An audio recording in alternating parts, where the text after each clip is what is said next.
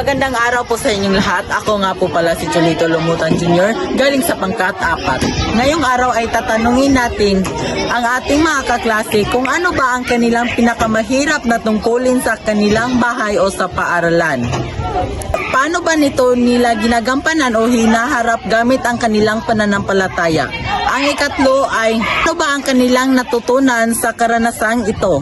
Lahat ng yan, magsimula muna tayo sa aking sarili. Ano ba ang pinakamahirap kong tungkulin sa paaralan? Ang pinakamahirap ko ay ang aking paggawa sa takdang aralin. Paano ko ba ito hinaharap? Ginagawa ko itong inspirasyon dahil ang paggamit sa talino na inibigay ng Diyos ay panalangin. Dahil ang paggawa ay ang isang panalangin. Ano ba ang aral na natutunan ko? Ang aral na natutunan ko ay ang paggawa sa mga takdang aralin ay ito pala ay isang panalangin sa Diyos. Glenn, ano ba ang iyong pinakamahirap na tungkulin sa inyong bahay at sa paaralan?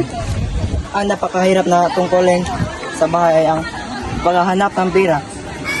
Paano ba ito hinaharap gamit ang pananampalataya? Para sa pagbibigay lakas at sumusuporta sa ating Diyos. Ano ba ang iyong aral na natutunan dito? Ay ang pagrespeto sa kapwa at pagmamahal sa Diyos. Ang susunod nating tatanungin ay ang ating kaklase na ang pangalan ay Kyle. Kyle, ano ba ang pinakamahirap mong tungkulin sa bahay o sa paaralan? Ang mahalaga kong tungkulin sa bahay ay ang pagiging mabuting anak. Paano ba ito nalalampasan mo sa gamit ang panalangin? Idadasal ko yan sa Panginoon, yan lang. Ano ba ang iyong aral na natutunan?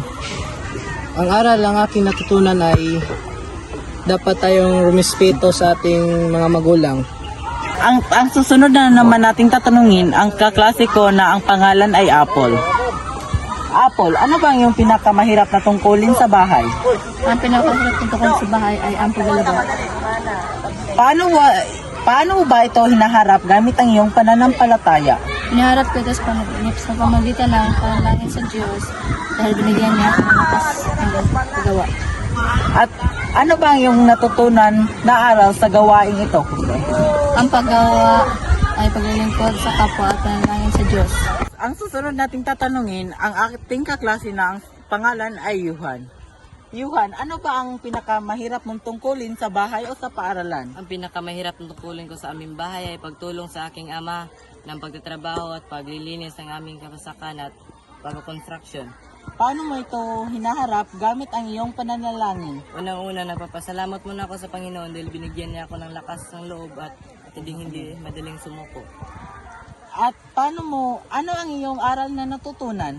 Ang aral ko na aking natutunan ay hindi madaling sumuko at maging mabait sa magulang at pagiging marespeto.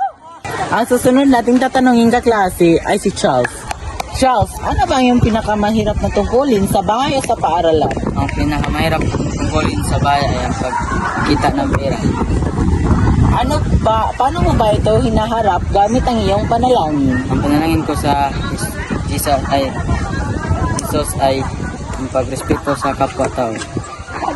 Ano ba ang iyong aral na natutunan? Ang natutunan ko sa aral ay ang pagdiskarte ng pera at paghanap buhay. Ang susunod nating tatanungin kaklase ay ang pangalan Gerald. Gerald, ano ba ang iyong pinakamahirap na tungkulin sa bahay o sa paaralan? Ang pinakamahirap na tungkulin sa bahay ay pagsasailang bigas dahil gigising pa ka ng umaga. Paano mo ito ginagamit o hinaharap gamit ang iyong pananampalataya? Dinadasal ko pag uwi ng bahay at pag tutulog. Ano ang iyong aral na natutunan? Ang pananampalataya sa Diyos at nadasal sa simbahan. At dito lang po nagtatapos ang lahat sa video ito. Marami pong salamat sa inyong panunood.